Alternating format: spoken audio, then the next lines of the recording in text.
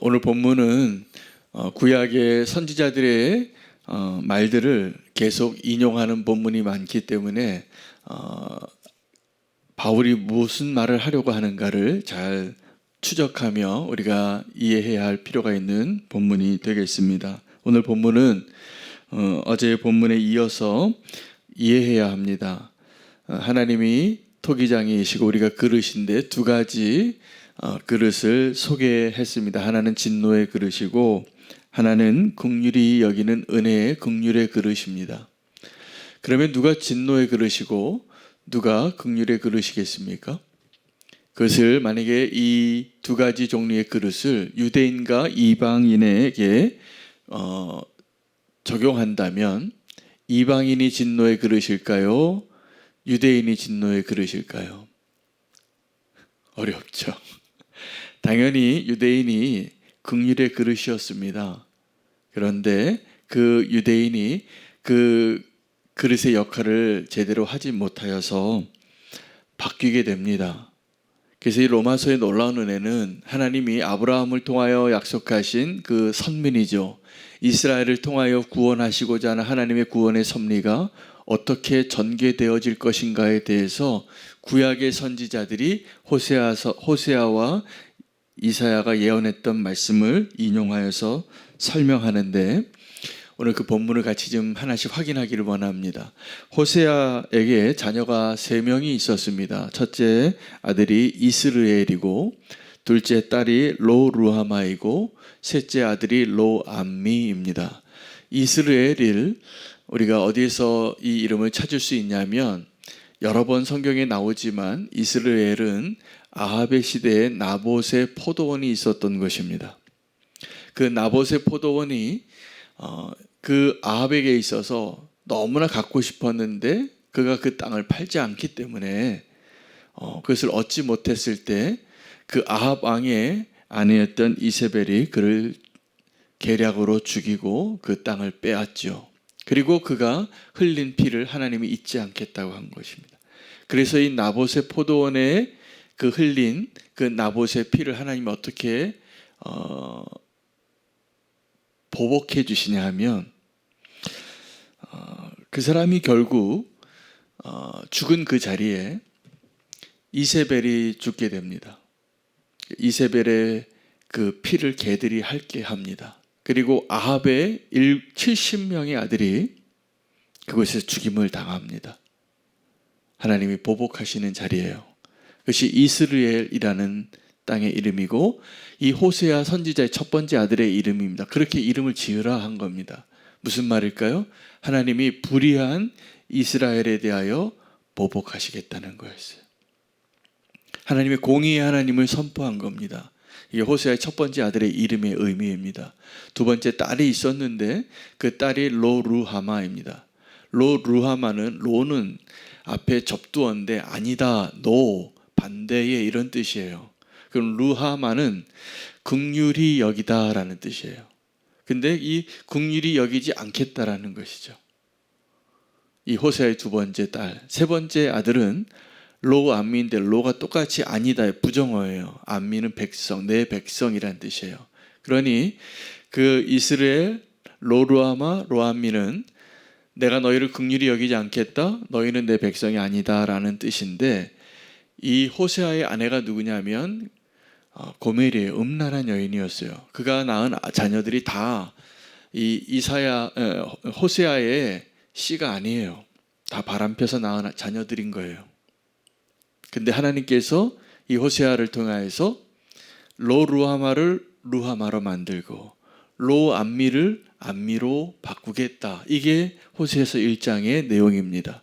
하나님의 은혜이지요. 그래서 이 호세아의 예언의 성취는 내 백성이 아닌 자 이방인을 내 백성으로 이스라엘로 삼아주겠다라는 선언을 의미합니다. 하나님의 놀라운 사랑이지요. 이사야 선지자의 말씀을 인용한 내용은 27절에 이스라엘의 자손의 수가 바다의 모래와 같을지라도 남은 자만 구원을 얻으리라. 이 유대인들이 하나님의 백성으로 선택받은 백성으로 구원받을 게 보장받은 자였어요. 그러나 그들이 다 구원받지 못할 것이라는 거예요. 남은 자만 구원을 얻게 되리라. 근데 이 남은 자의 의미를 또다시 이사야 선지자의 예언을 말씀을 인용하면서 그 남은 자를 남겨진 씨앗이라고 이야기하세요. 우리에게 씨를 남겨두지 아니하셨더라면 우리가 소돔과 같이 되고 고모라와 같이 되었을 것이라. 우리가 다 멸망받을 수밖에 없는 자리에 있는 자이지만 그 남은 자가 우리 소망이 되고 그 남은 자를 통해서 이스라엘을 이스라엘 되게 하시겠다는 거예요. 그리고 이제 한 번 더 33절에 한 번 더 이사야 시편의 말씀에 인용을 합니다. 바울이 보라 내가 걸림돌과 거치는 바위를 시온에 두노니 그를 믿는 자는 부끄러움을 당하지 아니하리라 라고 말하는 이 거치는 돌과 걸림돌, 이것은 유대인에게 있어서 어떤 것이냐 하면 그들이 하나님의 백성으로서 살아갈 때 믿음이 아니라 행위를 의지하게 되어서 반드시 걸려서 넘어지게 하셨다는 거예요. 여기서 말하는 내가 시온에 둔 그 돌, 거치는 바위, 걸림돌, 이것이 무엇을 의미하는 것일까요? 무엇을 의미할까요? 누구를 의미할까요? 우리는 이 거치는 돌, 걸림돌을 이렇게 생각할 때가 많습니다. 만약에 우리는 교회 담임 목사인데 제가 바르게 살지 못하고 제가 여러 성도님들에게 시험거리가 됐어요. 그러면 제가 어떻게 됩니까? 제가 걸림돌이에요.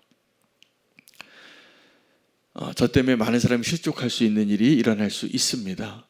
그럴 때 우리가 그것을 걸림돌이라고 얘기해요. 거치는 돌이라 반드시 거기서 쓰러지게 하니까. 그런데 오늘 이 본문에서 말한 걸림돌과 거치는 바위는 그런 의미의 걸림돌과 거치는 돌이 아닙니다. 이 걸림돌과 거치는 바위는 예수 그리스도를 상징하는 거예요. 누구에게요? 유대인들에게. 왜 유대인들에게 예수 그리스도가 거치는 돌과 걸림돌이 되었을까? 왜 그랬을까요? 그 유대인들이, 이스라엘이 믿음을 의지하지 아니하고 행위를 의지하며 살았기 때문입니다.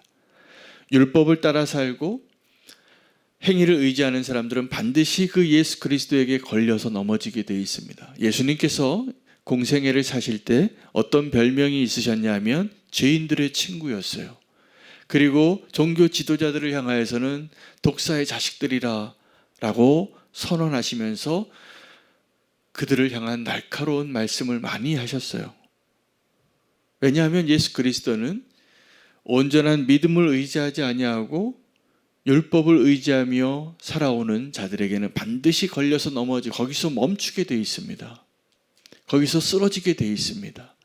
이게 예수 그리스도의 존재의 의미였습니다.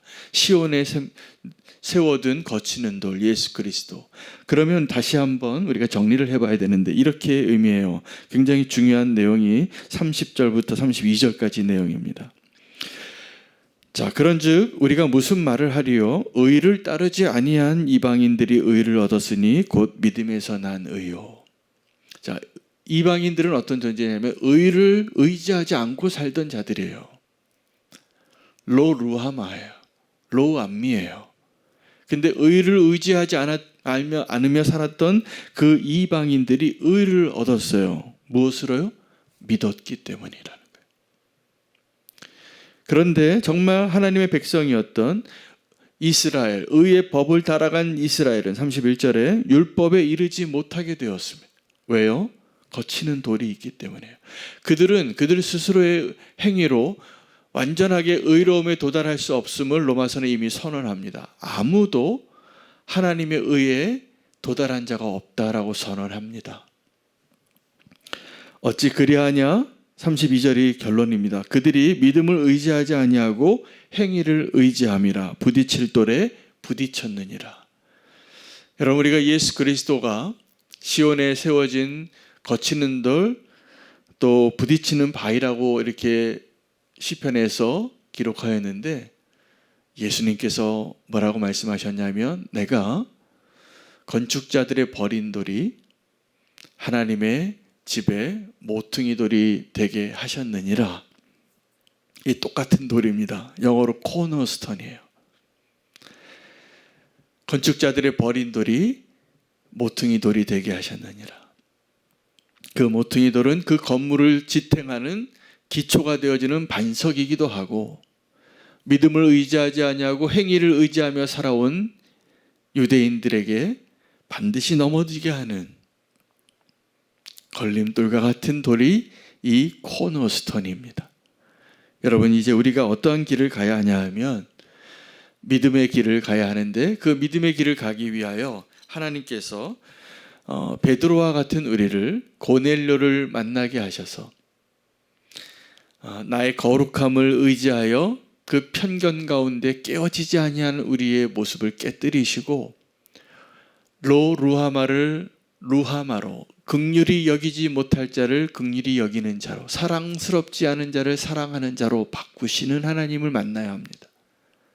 루하마, 암미, 내 백성이 아닌 자들을 내 백성으로 만드시겠다고 이미 예언하신 거예요. 그래서 오늘 이 로마서 9장의 말씀은 하나님께서 아브라함을 선택하시고 다윗을 선택하셔서 그의 후손으로 보내실 그 예수 그리스도, 그 시원에 세워질 그 거치는 돌을 통하여 행위가 아니라 오직 믿음으로, 자기의 의로움이 아니라 오직 하나님의 은혜로 구원받게 하시려고 하는 하나님의 그 놀라운 계획의 성취를 설명해 주고 있는 것입니다. 여러분, 우리가 믿음으로 하나님의 은혜를 받아낼 수 있는 은혜의 긍휼의 그릇이 되시기를 축복합니다. 진노의 그릇이 다른 것이 아니에요. 믿음으로 의지하지 아니하고 은혜를 통하지 아니하고 내가 하나님 앞에 스스로 의롭다 주장하는 모든 행위와 말과 그 모습들은 반드시 거치는 돌에 걸려서 넘어지게 되어 있습니다. 오늘 기도할 때 우리의 구원의 반석 되시고 반드시 걸려서 넘어져야 하는 그 자리에 세워지신 예수 그리스도를 우리가 믿음으로 깨닫고 하나님의 백성으로 믿는 자에게 부끄러움을 당하지 않게 하시겠다고 하신 그 말씀을 의지하며 믿음으로 구원받는 그 기쁨의 은혜의 자리를 떠나지 않는 저와 여러분 되시기를 축복합니다. 오늘 말씀 붙잡고